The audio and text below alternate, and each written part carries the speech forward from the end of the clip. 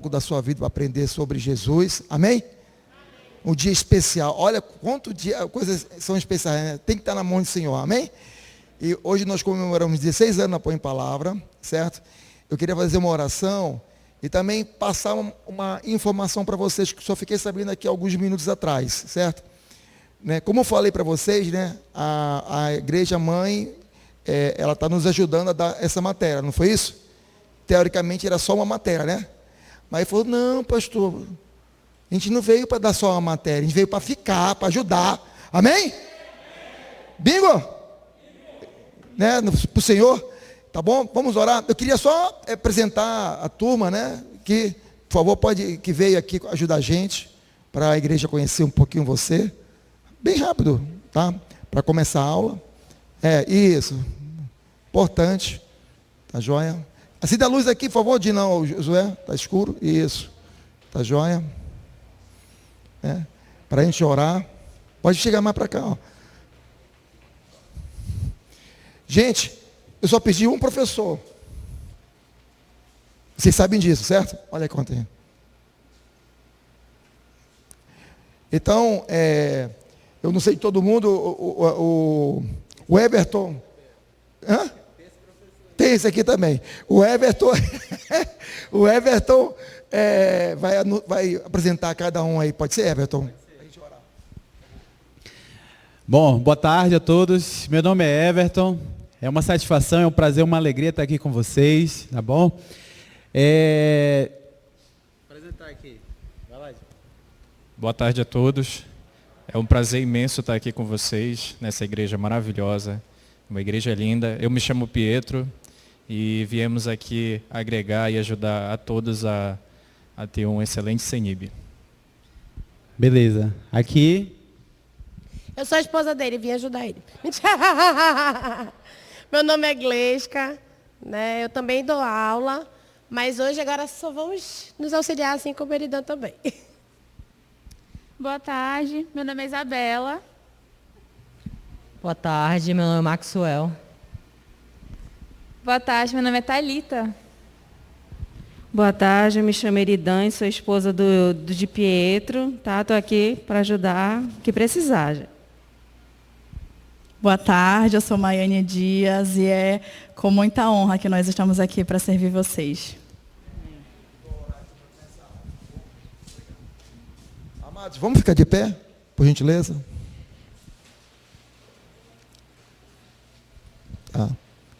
Oremos. Pai amado, muito obrigado por esse dia de hoje, Pai. Que o Senhor possa estar dando para nós entendimento da Tua palavra, sabedoria. Que possamos ser guiados pelo Teu Espírito, Paizinho amado. Entendemos o Teu amor. Entendemos que Tu tem um propósito para cada um de nós, Pai. E um dos propósitos que tem na igreja, além de levar a Tua mensagem de salvação, de levar também o amor ao próximo, mas também temos que levar o Teu ensino, como diz a Tua palavra do Senhor, Pai. Obrigado por tudo. Nos dê cada vez mais esse ânimo, essa força, certo? Esse amor que nós temos por Ti, porque aquele que ama Cristo Jesus não há como também amar a palavra e não ficar próximo da palavra, Pai. Obrigado por tudo. Abençoe toda essa turma, essa equipe que veio aqui agora nos ajudar. Abençoe a equipe do CENIB, que sempre estava aqui com a gente também.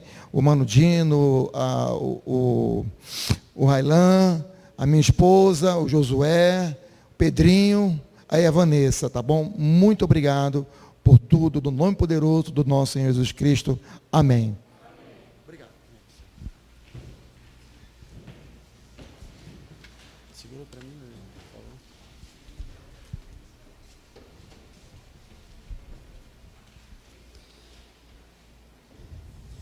Bom, vamos lá. Alguns avisos iniciais.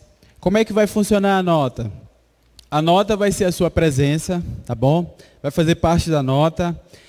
As tarefas que nós vamos passar também. Semana passada o pastor Wagner já passou uma dessas tarefas, tá bom? Quem conseguiu entregar aqui as tarefas que o pastor Wagner passou semana passada? Tá. Então eu tenho uma ótima notícia para você. Você vai ter mais uma semana. Opa! Estou conhecendo o palco aqui, pastor. Você vai ter mais uma semana para entregar a tarefa que o pastor Wagner passou, tá bom? E ao final da aula nós vamos dar mais uma tarefa para você, tá?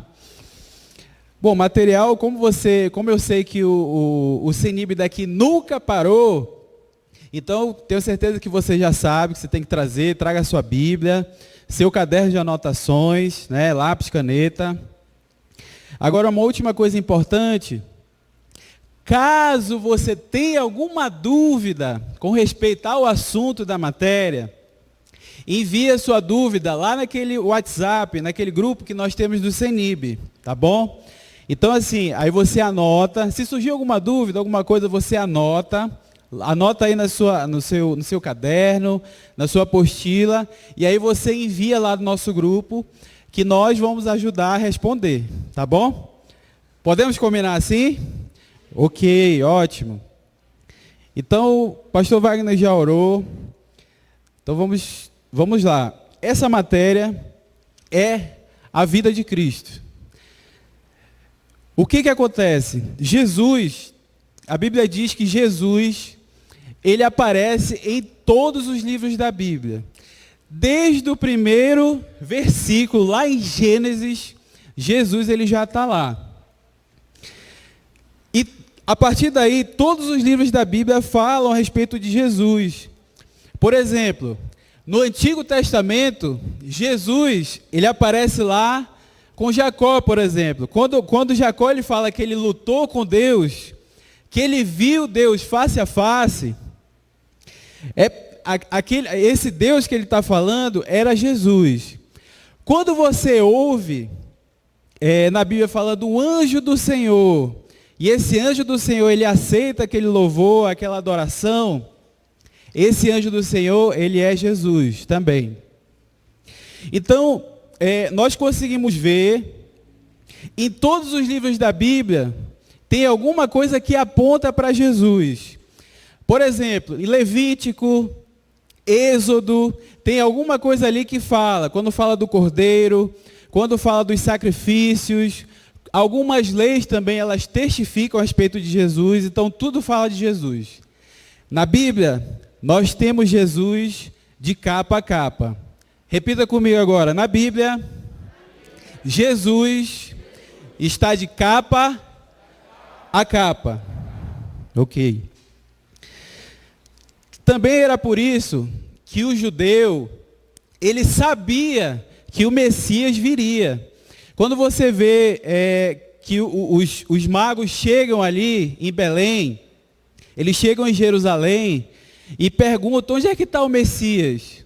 Aí Herodes, quando ele ouve aquilo, ele manda perguntar de alguns outros personagens, que também nós vamos explicar aqui quem são, de onde viria o Messias. E eles sabiam exatamente onde ele ia nascer. Então, existe uma série de profecias no Antigo Testamento que apontam para Jesus, né? No Antigo Testamento, nós vemos Jesus em profecia e em aparições, né? Já no Novo Testamento, nós vemos o cumprimento e a história de Jesus, a vida, o que ele fez, por onde ele andou, o que ele falou, o que ele ensinou.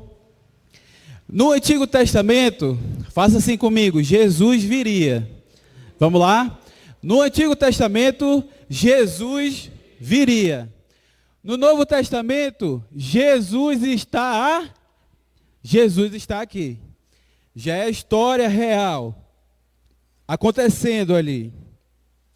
E assim, no decorrer da matéria, o nosso foco são os evangelhos, que é onde está a história de Jesus. Quais são os evangelhos? Vamos lá. Mateus, Marcos, Lucas e João. Esses são os 4 evangelhos. E todos eles mostram a história de Jesus. Se cair assim por um acaso, se cair assim na sua prova, aonde se encontra a história de Jesus? Assim, só para dizer, né? Pode cair, não sei, vamos ver.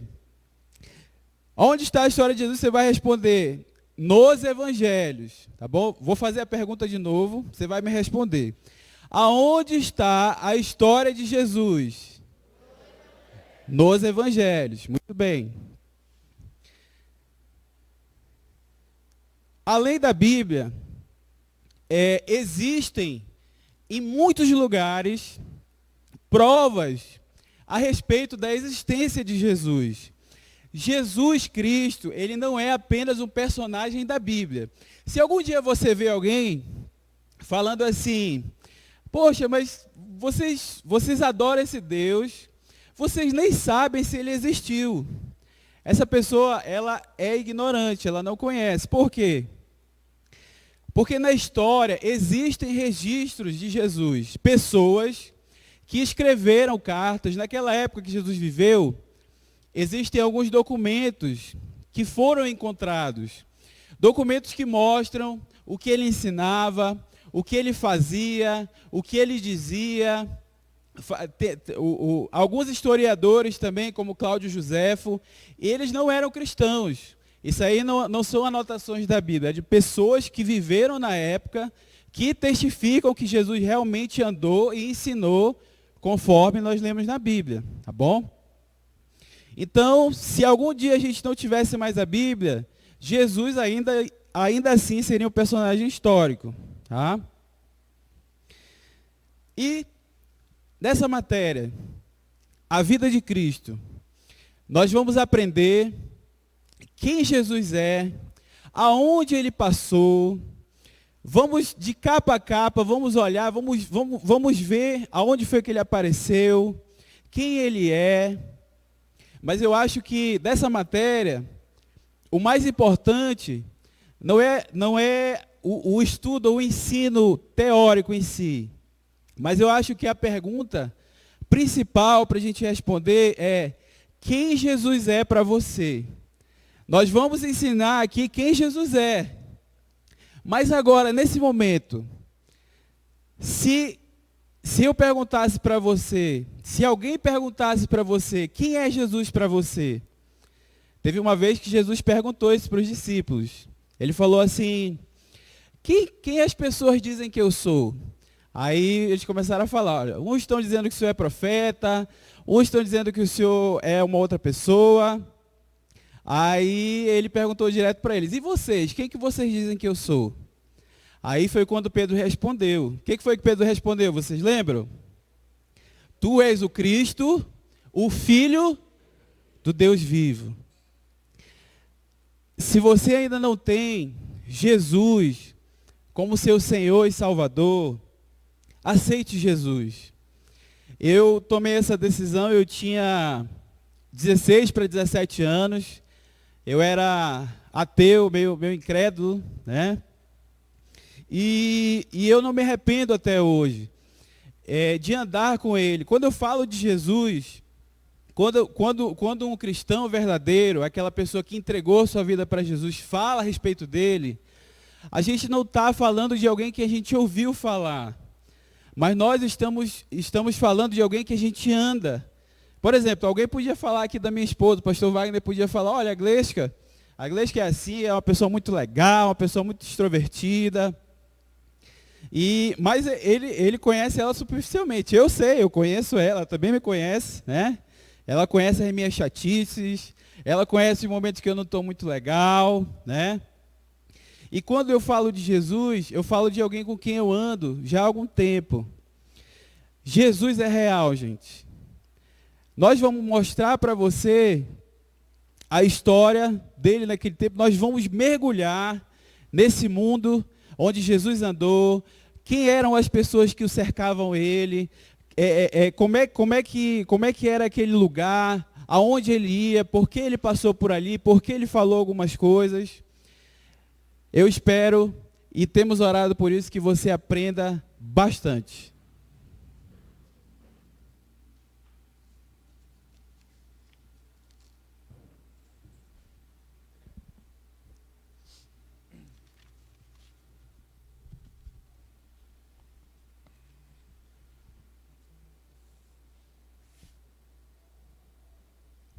Boa tarde a todos. Estão todos bem? Graças a Deus. Vamos falar agora, gente, de seitas político-religiosas na época de Cristo.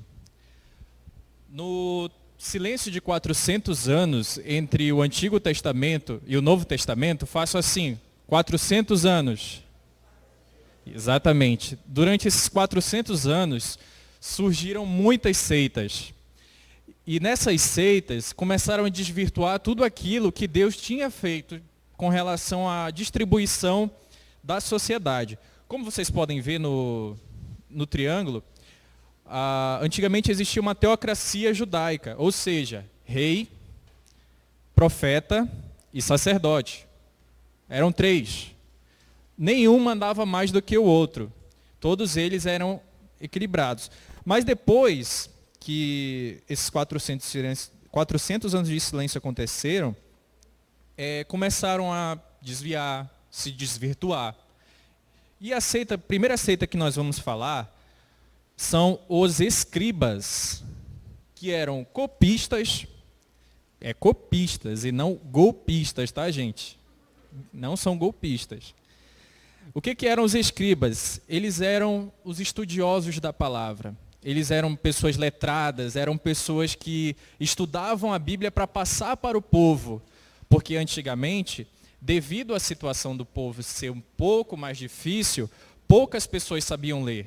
E nessa época, os escribas, eles ensinavam o povo como era a palavra de Deus, o que Deus queria. E ali vocês veem também que eles faziam parte do Sinédrio. Daqui a pouco o professor Railan vai falar mais sobre isso, mas é como se fosse um tribunal da época. E os escribas, por eles começarem a ver que eram importantes, começaram a ficar um pouquinho boçais, posso dizer assim. Começaram a se achar muito e a menosprezar a população que pouco sabia. Eles também eram eruditos, que é a tradução da palavra erudito, estudavam as escrituras para passar ao povo, né? E tinham um alto poder aquisitivo, que nessa época era o motivo deles saberem ler e escrever.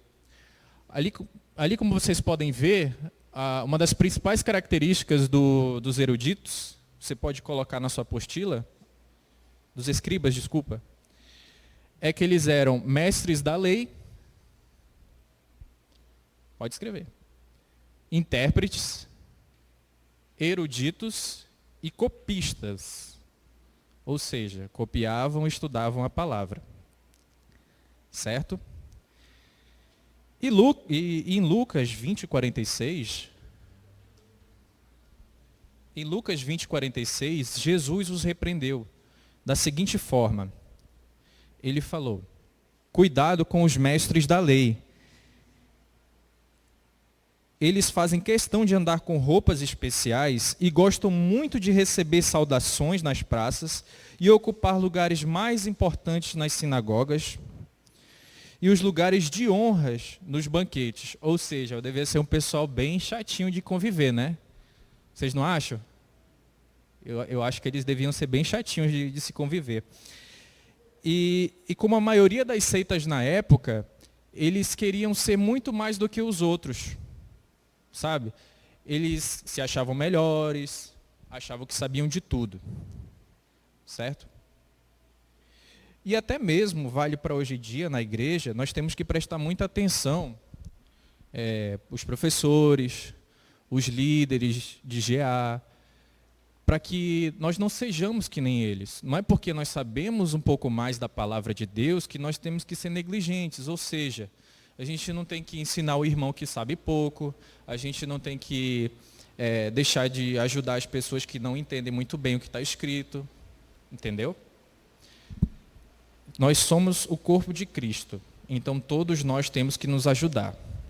Vamos repetir as principais características dos escribas? Vocês podem repetir comigo? Eruditos e copistas.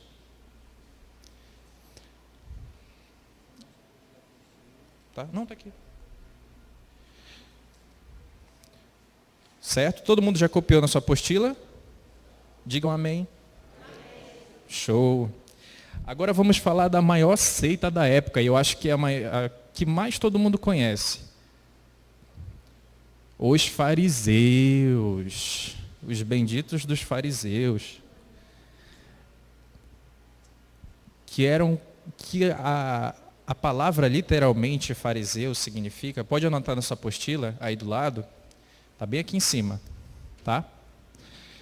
Você anota aí, significa separado. Fariseu significa separado. E por eles terem essa nomenclatura de separados, eles se achavam especiais. Percebe-se que os eruditos e os fariseus, eles têm uma certa semelhança, né? E eles foram uma peça durante a crucificação de Cristo, né? Vocês sabem bem disso. E durante essa época dos 400 anos, como sabemos que está escrito sabemos muito bem, onde não há um líder se faz. E como na época toda a organização da teocracia, ou seja, teocracia, Deus manda, estava toda desregulada, os fariseus, por serem mais numerosos, por serem mais bem de dinheiro, posso dizer assim, passaram a exercer uma influência sobre o povo. Influenciaram o povo, inclusive, para crucificar Jesus. Vocês sabiam disso? Enquanto Jesus foi ser julgado por Pôncio Pilatos, os fariseus estavam lá persuadindo o povo para ir junto com eles para condenar Jesus. Anote também na sua apostila, do lado de fariseus, que eles eram espiritualistas. Espiritualistas. Ou seja, você me pergunta, professor Pietro, o que é espiritualista? Espiritualista, eles acreditavam no plano espiritual, assim como nós, né? Acreditavam na ressurreição dos mortos e acreditavam nos anjos, certo? E eles viam as escrituras um pouco parecido com os saduceus, que nós vamos já falar também. E as principais características do fariseu, como eu já falei há pouco, eles são os separados, como eu já falei, conceituados, numerosos e espiritualistas. Conceituados porque eles tinham certa influência sobre o povo. E você me pergunta, professor, mas só tinha fariseu ruim? Quantos aqui sabiam que apóstolo Paulo foi um fariseu? A maioria. Apóstolo Paulo foi um fariseu. Foi um fariseu e se tornou um dos maiores evangelistas do Novo Testamento. Ou seja, Cristo pode mudar qualquer pessoa, não é mesmo? Vamos falar de novo, só para revisar, porque talvez pode ser que caia na sua prova futuramente. As principais características dos fariseus. Repita comigo. Separados, numerosos, espiritualistas. Show. Agora nós vamos falar sobre os saduceus. Os saduceus, eles eram céticos, ou seja, eles não acreditavam em Deus. Eles eram o inverso dos fariseus, ou seja, eles eram materialistas, eles prezavam quem tinha dinheiro, quem tinha posses, o que eles tinham. Eles eram livres pensadores, como se fossem os filósofos de hoje em dia, certo? Eram ricos e, por serem ricos, que é uma coisa que acontece até hoje, infelizmente, certas pessoas ricas influenciam para o mal. Que não são todas, mas a maioria. Certo? E você me pergunta também, mas professor, qual é a diferença, que ainda há pouco o senhor falou, de teocracia para o que a gente vive hoje, democracia? Teocracia naquela época era quando Deus mandava no povo. E a democracia é que o demônio manda? Não, não é o demônio que manda, é o povo. Às vezes parece ser a mesma coisa, mas não é não. Tá bom? Eles acreditavam na ressurreição dos mortos, que era a principal característica deles. Mas eles eram completamente contra os ensinamentos de Cristo na época. e eram descrentes totalmente da palavra de Deus. É um pouco controverso, mas aquelas seitas daquela época eram, a maioria, bem controversas nos seus ideais. Eles também participavam do Sinédrio, como eu falei ainda há pouco. O que é o Sinédrio mesmo, gente? Tribunal de justiça da época, onde pessoas influentes, os fariseus, os sacerdotes e os saduceus, julgavam as pessoas pelos seus crimes. Quais são as principais características dos saduceus? Vocês podem ler para mim?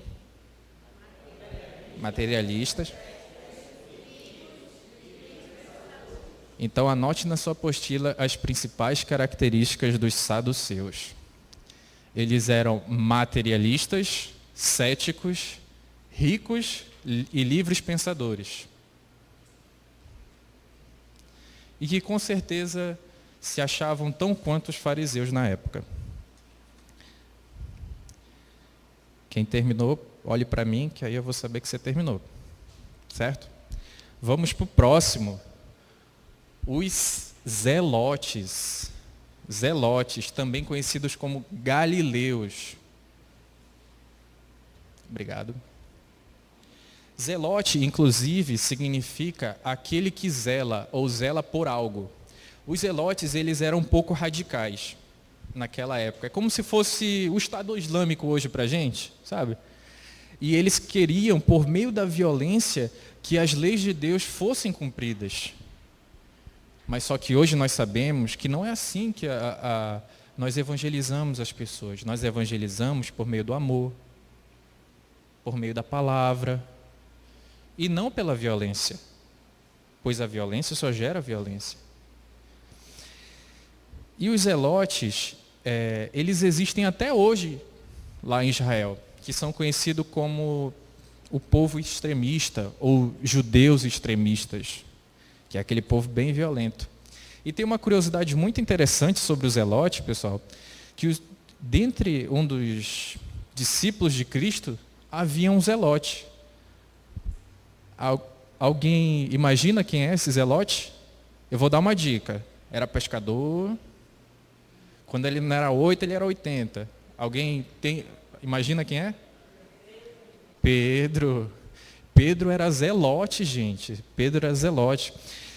E a referência que diz que Pedro era zelote está em Lucas 6,15, que diz o seguinte: Mateus, Tomé, Tiago, filho de Alfeu, e Simão, o zelote.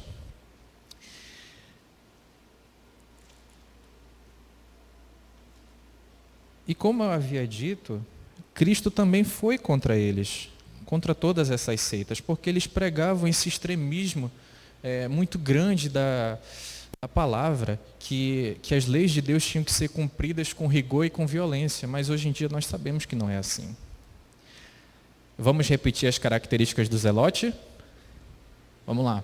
Extremista, galileus, violentos, fanáticos. Ou seja, fanáticos porque eles eram muito rígidos, eram muito... É assim que é para ser na violência, sabe? Você já anotou na sua apostila? Já? Show. Vamos falar agora dos essênicos. Essênicos é o segundo mais numeroso, a segunda seita mais numerosa daquela época, depois dos fariseus. Eles eram separatistas,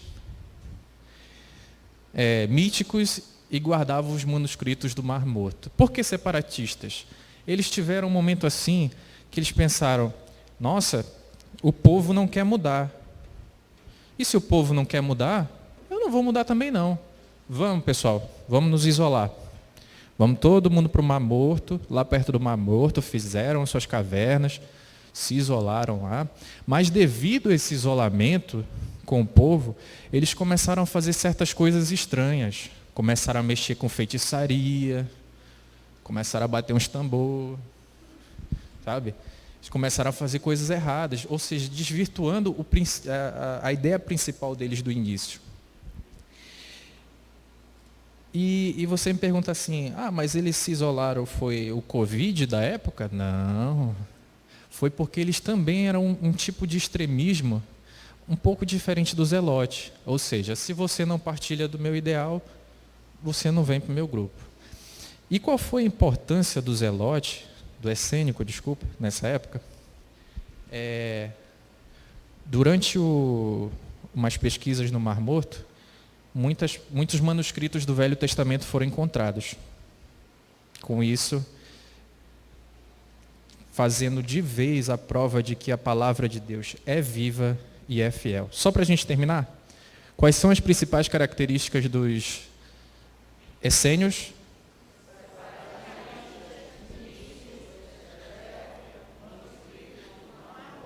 Todo mundo anotou? Show. Deus abençoe vocês.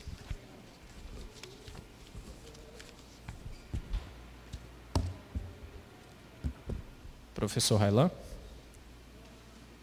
Desculpa.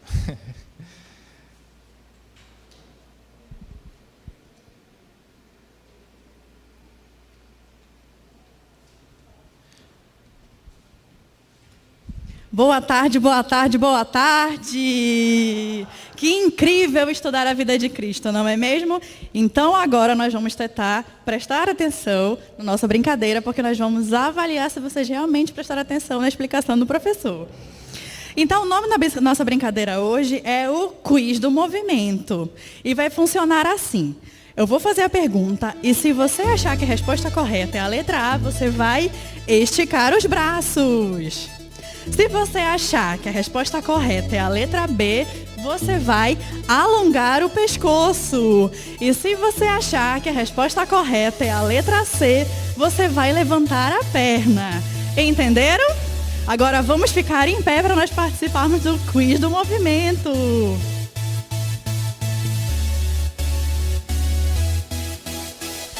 Vamos lá. A primeira pergunta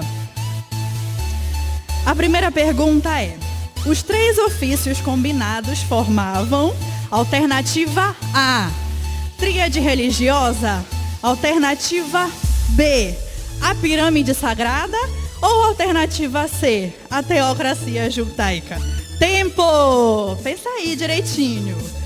5, 4, 3, 2, 1. Alternativa correta é a letra C, teocracia judaica.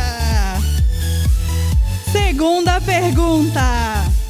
O nome da seita criticada por Jesus era: alternativa A, fariseus, alternativa B, saduceus, alternativa C, heveus. Tempo. 5, 4, 3, vamos lá, 2, 1. Alternativa é a letra A, fariseus. Uhul! Vocês estão indo muito bem, parabéns.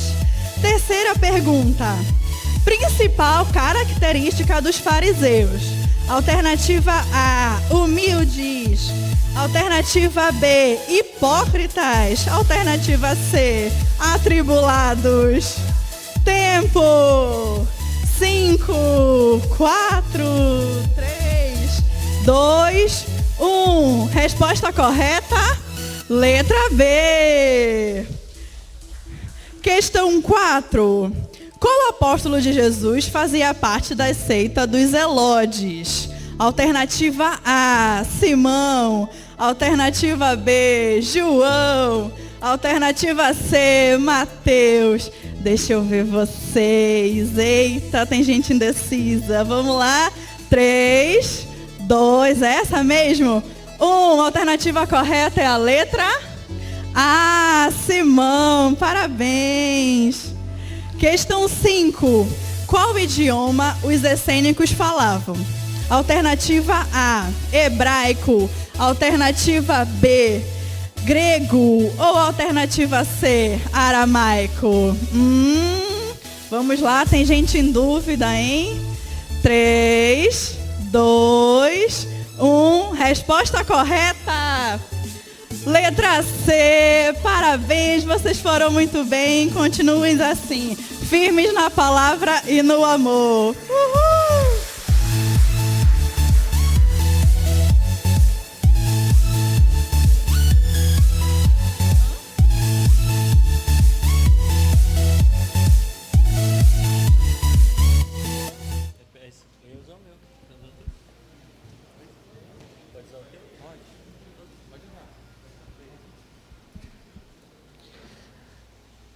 Vamos lá, agora o tópico 2 aí, instituições judaicas na época de Cristo.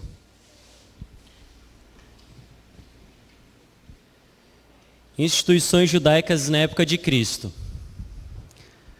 Bom, como vocês podem ver aqui no slide, situado no Monte Moriá, no tempo de Jesus era o terceiro templo. Por que o terceiro templo? Porque a primeira casa do Senhor, como nós lemos em Êxodo, como nós conhecemos a história, acredito que alguns, ou a maioria aqui, foi o tabernáculo, lá no período de Moisés, logo no deserto. Só que aí o povo israelita se estabeleceu em Canaã e veio os seus líderes, veio os juízes, os profetas e chegou no período dos reis. E logo no o segundo rei Davi, ele viu que ele estava morando num palácio luxuoso, cheio de riqueza, cheio de glória, e a arca do Senhor estava simplesmente numa tenda. Na palavra de Deus está escrito isso, que ele queria construir um templo para o Senhor. Só que quem iniciou e finalizou essa obra foi o filho dele, o rei Salomão. Rei Salomão. Só que essa construção, ela foi destruída pelos babilônicos, pelo rei da Babilônia, Nabucodonosor. Depois, esse primeiro templo foi destruído. Depois o povo foi levado para cativeiro. E depois o rei Dário e o rei Ciro libertaram, deixaram o povo ir, libertaram o povo. E depois eles reconstruíram, fizeram outro templo, o segundo templo, e foi chamado de Templo de Zorobabel. Por que Templo de Zorobabel? Porque foi Zorobabel que ficou à frente, desde o começo dessa construção, dessa empreitada. Só que esse segundo templo não era aquele templo majestoso, aquele templo grandioso como no templo de Salomão. Era um templo já mais humilde, vamos dizer assim.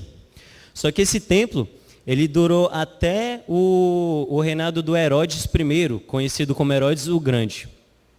Porque ele reformou esse templo de Zorobabel.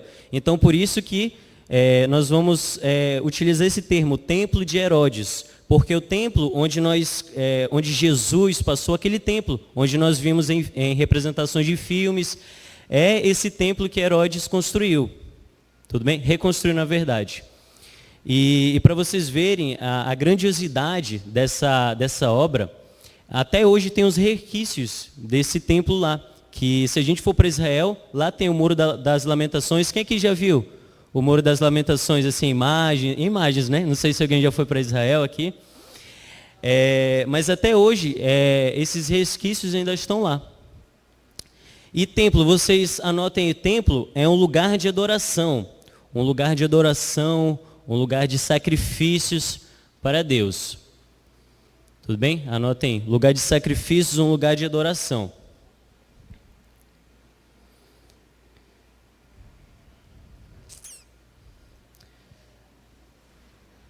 E esse templo ele foi destruído no ano 70, mais ou menos depois de Cristo.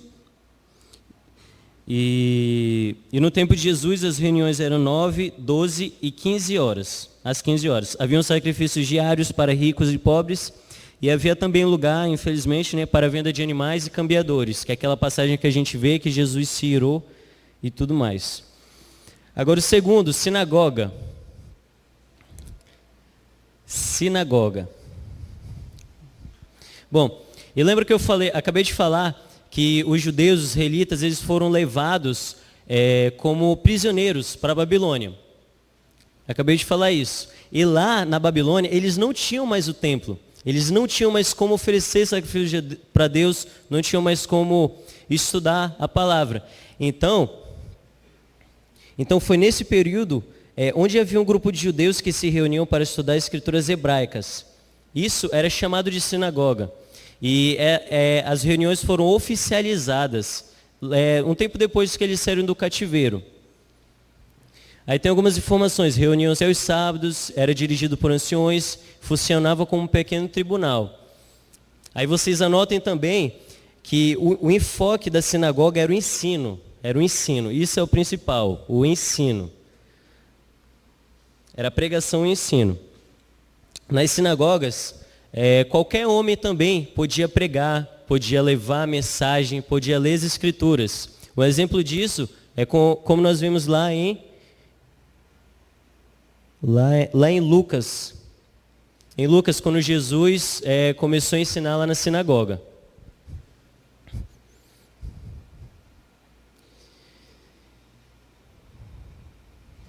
E as sinagogas também eram escolas onde os judeus aprendiam as leis. Então, repita comigo, qual a primeira instituição? Primeira instituição, qual era? Templo, mais alto, templo. E a segunda? Isso. E a terceira, que o nosso professor Pietro falou um pouco rapidamente, é o Sinédrio. É o Sinédrio. É o Sinédrio. Era a Corte Suprema de Justiça dos Judeus. Podem anotar isso aí. Corte Suprema de Justiça. Tribunal Civil e Religioso. A formação era mais ou menos de 70 membros. E entre eles estavam os anciões, os principais sacerdotes e mestres da lei, e seu presidente era o sumo sacerdote. Aquele mesmo que dizia falsas coisas, né? Criava falsas histórias sobre Jesus para querer pegar ele e prendê-lo. Então, deixa eu ver se tem mais. E o Sinédrio era como se fosse Brasília, o STF, entendeu? Supremo Tribunal Federal. Nesse Sinédrio, tinha os poderes legislativos, judiciários e também os executivos. Então era basicamente assim, os judeus já tinham a lei e o Sinédrio executava as leis. Tipo, punia as pessoas que roubavam, as pessoas que matavam, eles que faziam tudo isso. Tá bom? Então vamos repetir mais uma vez. Qual era o primeiro? Instituição? Depois? E o terceiro?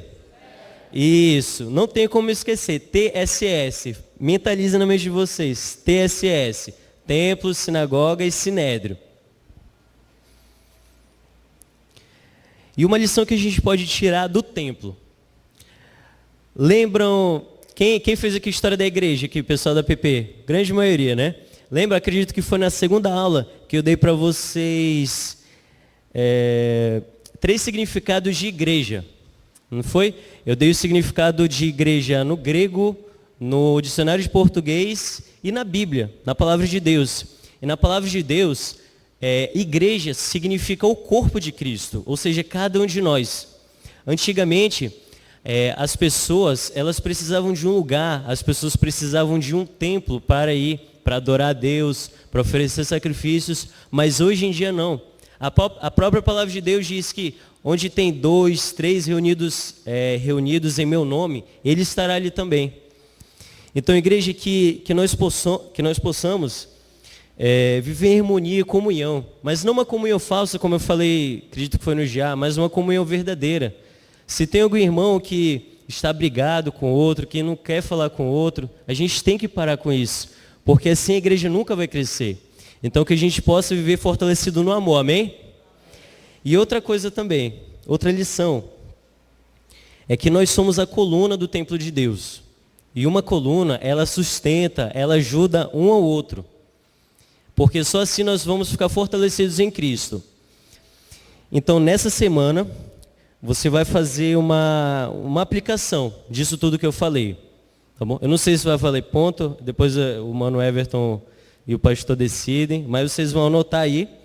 Aí no lado mesmo, o nome de um irmão que você está vendo que não está vindo para o CENIB, o nome de um irmão que não está vindo para o GIA, não está vindo para o culto, e você vai ligar para ele, não enviar mensagem, mas ligar. Você vai ligar para ele essa semana e perguntar, pô, mano, o que está acontecendo? Se importar, porque isso que é o que a verdadeira igreja faz. Então você vai anotar aí o nome desse irmão, para você não esquecer. E você vai ligar durante a semana. Tá bom? Amém? Posso contar com todo mundo? Amém, igreja? Amém. E outro desafio também, esse aqui é obrigatório fazer, tá bom? O outro também, mas esse aqui é também importante. Você vai ligar para o seu líder e para o seu pastor durante essa semana. Você vai perguntar como é que ele está, se ele precisa de alguma coisa. Você vai perguntar se ele precisa de oração. Você vai ligar essa semana também. Tá bom? Ligar também não é enviar mensagem, é ligar.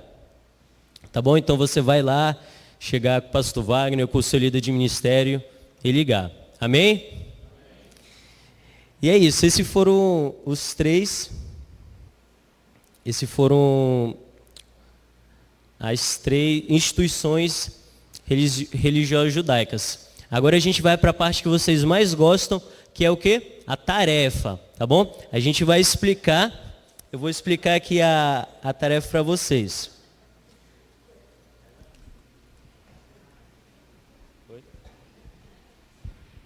Diz para eles que a tarefa está na apostila, para eles utilizarem a apostila, fazerem anotações dele aqui. Tá, beleza. Ó, aí as anotações vocês fazem tudo na apostila. Tem aquele slide lá, tio? Ó, eu vou explicar para vocês. Tá todo mundo vendo aqui essa página 2 aqui, ó. Página 2. Todo mundo vira aí, por favor. Página 2. Aqui vai começar a grande bênção aqui, todas as tarefas. A partir da página 2. Acharam aí? Localizaram? Digam amém se acharam. Amém. Ó, estão vendo esse aqui? A pré-existência de Cristo 4.1. Todo mundo está vendo, né? Vai ser mais ou menos assim. Nessa primeira coluna, que está a descrição, como vocês podem ver aqui. Por exemplo, essa letra A está assim, eternamente o mesmo. Aí você vai ter que vir aqui no livro de Hebreus 13 e procurar referência que está ligado, que tem a ver com essa descrição, eternamente o mesmo. Como eu sou bonzinho com vocês, eu já vou dar a resposta, tá bom? Coloca aí, José. Hebreus 13, 8. Se vocês forem ler, já está lá.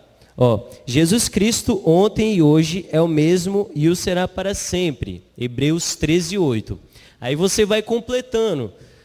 Por exemplo, aqui nessa B e nessa C que não tem. Aí você vai ter que ler.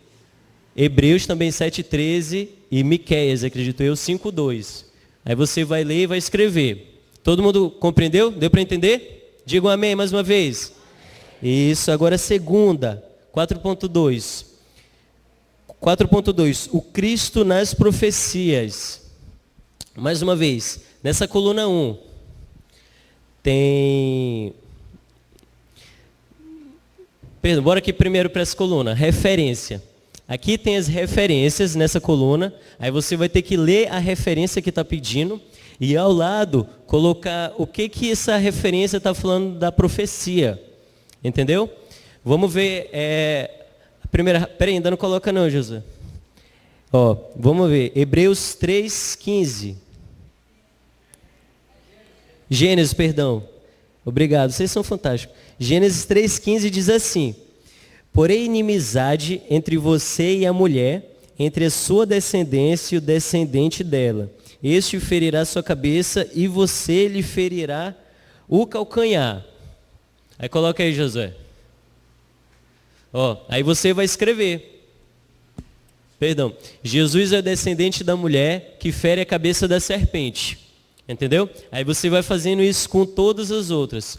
Porque todas essas referências são profecias que apontam para Jesus. Como o Mano Everton falou, né? Basicamente toda a Bíblia, desde o Velho Testamento, aponta para Jesus, para o Novo Testamento. Tá bom? Aí tem a outra atividade que o Mano Everton vai explicar.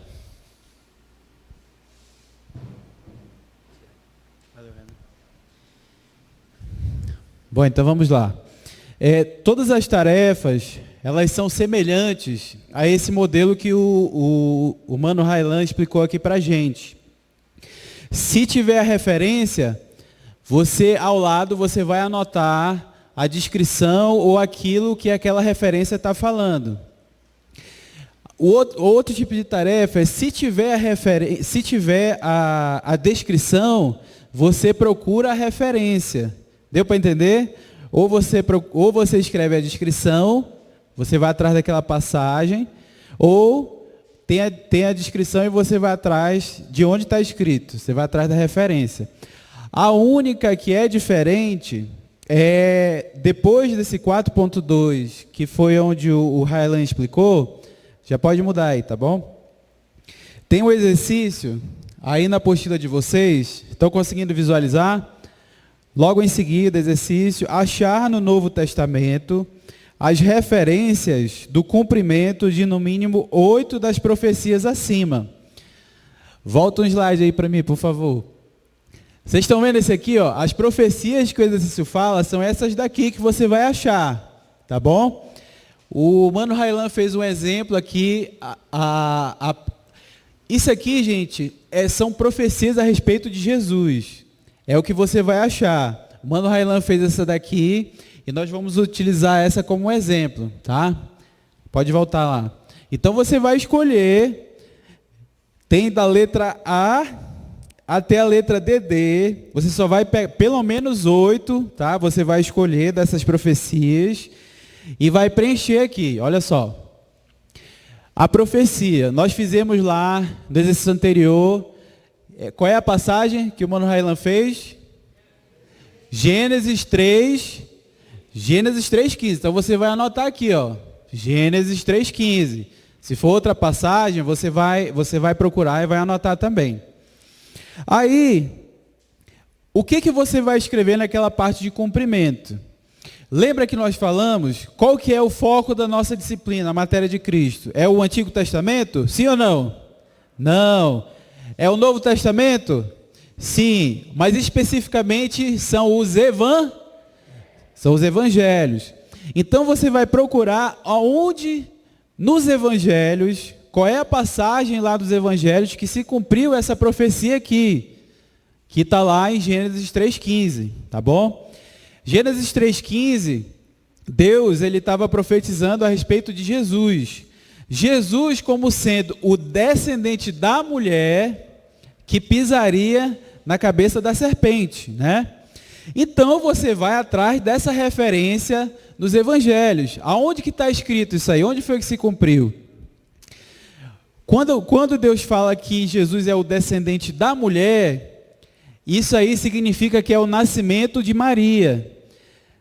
O nascimento de Maria, que concebeu pelo Espírito Santo. Não teve nenhuma participação de nenhum homem. Maria, o Espírito Santo desceu sobre Maria e ela concebeu Jesus. O descendente da mulher é o descendente de Maria. É o nascimento de Jesus. Pisaria na cabeça da serpente, e diz mais um pouquinho também, a serpente lhe ferirá o calcanhar. Aonde que Jesus pisou na cabeça da serpente? Pensa um pouquinho. A resposta é, Jesus, ele pisou na cabeça da serpente quando ele foi crucificado. Foi ali, a Bíblia diz, que ele triunfou sobre todos os principados e potestades. Foi ali que o diabo ele perdeu todo o poder, toda a ação sobre as pessoas que crescem em Jesus. Então, aonde que pode estar escrito essas passagens? Eu procurei e eu achei essa passagem aqui. Pode mudar. Em Mateus 1, de 18 a 25. Mateus 1, de 18 a 25, tem também outros evangelhos, mas eu achei em Mateus também, fala a respeito de como funcionou o nascimento de Jesus. Deu para entender? Estão conseguindo compreender direitinho? Ok. Então vamos fazer o seguinte. O restante, todos os exercícios são nesse esquema, de ou procurar a referência ou procurar a passagem, tá bom? Nós temos um tempinho, então eu gostaria que você pegasse a sua apostila, se não tiver com ela na mão, pegue a sua apostila, vá lá para a parte da introdução, aqui que é a primeira folha. Essa apostila nós vamos utilizar até o final da aula, tá bom? Até o final da matéria, nós vamos utilizar essa apostila aqui. E aquilo que nós falamos hoje na aula, eu peço que você anote. Nós vamos fazer uma pequena revisão agora, tá, do assunto. Conseguiu visualizar a sua apostila? Na introdução, qual que é o item 1.1 daí? Está escrito o quê? Escribas, não é isso? Então, quem eram os escribas? Está aqui as características deles. Eles eram mestres da lei, intérpretes, eruditos, copistas. Escreva aí na sua apostila essas características aqui dos escribas, tá? Se você não escreveu, escreva.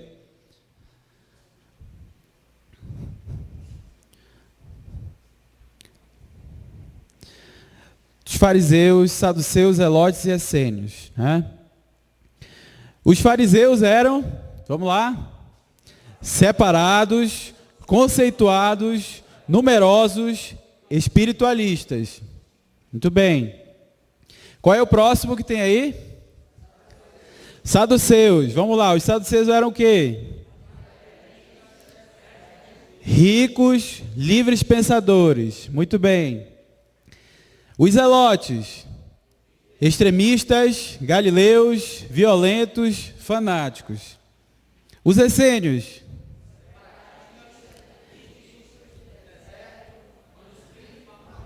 se por um acaso viesse na sua prova, cite pelo menos uma seita político-religiosa da época de Cristo.